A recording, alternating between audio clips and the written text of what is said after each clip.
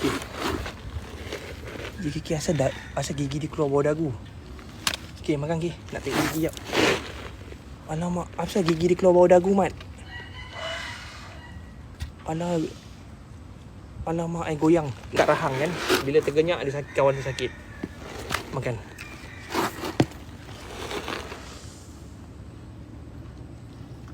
Sekejap, Ki. Dah jumpa dah, Ki. Sabar, Ki. Janganlah bergerak-gerak, gemuk.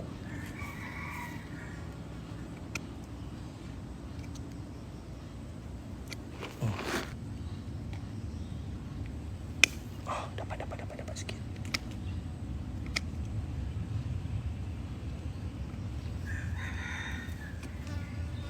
Ada 2 batang dalam satu rongga Okay, tengok sekejap.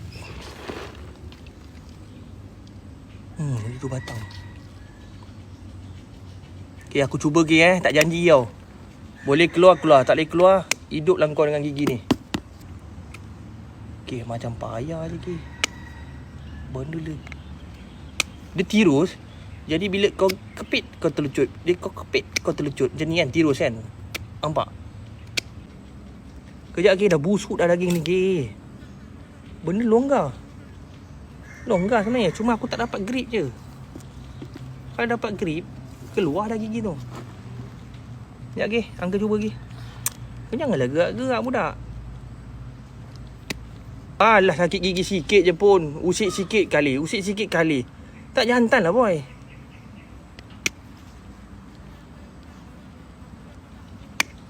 Dapat sikit. Alhamdulillah boy, girl. Yang pertama dah keluar. Dapat satu. Nampak ni. Tengok. Kita main gigi ni kan. Ayam kat tekak pun dah tak selera nak telan. Alhamdulillah. Keluar nak. Keluar boy. Ni gigi dah rosak dah ni. Ini yang buat dia sakit. Dia banyak makan gula budak ni.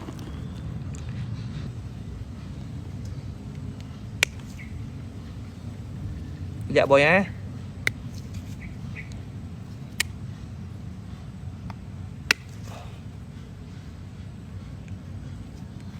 Sekejap boy. Sikit lagi. Sekejap lagi lega tu. Kau relax je. Okay.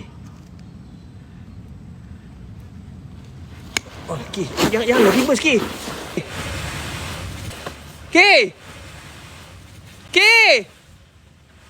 Prosedur. Belum habis lagi Ki.